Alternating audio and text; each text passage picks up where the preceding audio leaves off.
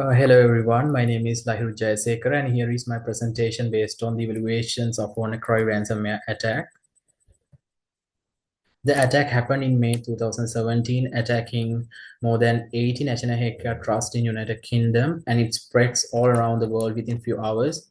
And also this mainly encrypted the patient's sensitive information containing files and in return that requested money in Bitcoins.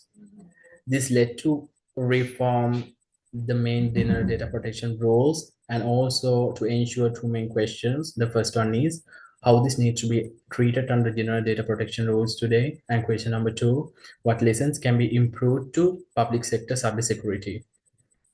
Moving on to compliance failure in general data protection rules, the Data Security Act in 32 explains the national healthcare system had been using at the moment was an outdated system. It was Windows XP, and they failed to install the critical patches, and also they neglected the advance warning issued by the Microsoft and other software companies.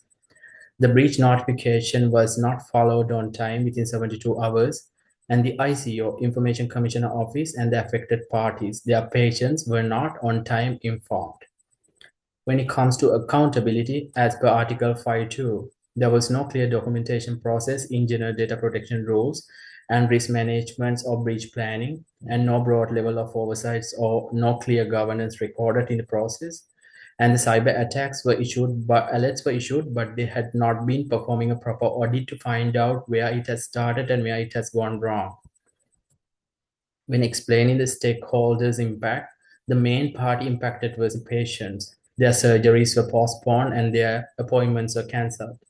As a result, there was a huge psychological damage. It was mainly caused by the cybersecurity attack, which exposed their patients' sensitive information to outside. And the national healthcare system had to incur more than 92 million euros. That was mainly because they had to cancel so many patients' appointments and they had to stop some surgeries, and their process was disrupted. And there was a huge reputational damage which was caused by the improper system usage in the national healthcare system. When explaining the regulators and sectors, the Public Accounting Committee and National Audit Organization started the investigations, and they concluded mentioning that this could have been avoided if they have informed and followed proper implementations in the general data protection rules. And then this led to reform new SCOS fundings and window upgrades, including the toolkit rollouts. When explaining the recommendations aligning to general data protection rules, the preventive measures are the company needs to be given the CE plus certificates. That's the Cyber Essential Plus certificate if they are aligning to the recommendations and behavioral acts. And also the staffs who are using the National Healthcare Information System need to be given proper cybersecurity training. And also the system they are using needs to be a proper updated versions. The incidental response. There should be 24 hours open response centers. They need to be following non-email alternatives, and internal escalation line needs to be properly aligned and addressed. Then they can pass the information properly to the relevant person. And the use breach detection tools such as CIEM and EER system that the current world is currently using need to be implemented in the national healthcare system.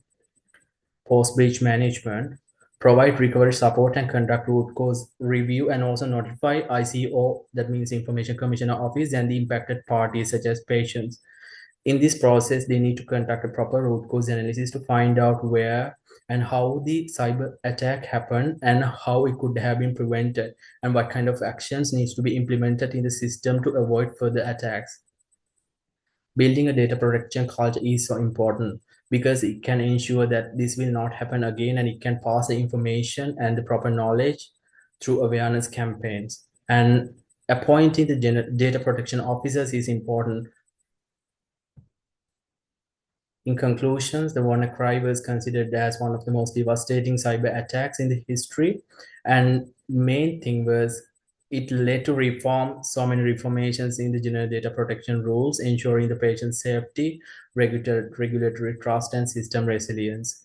In conclusion, we can pass a message that the following all the compliance is not a regulatory thing. It should be a continuous process for the improvements ensuring the cybersecurity. Thank you.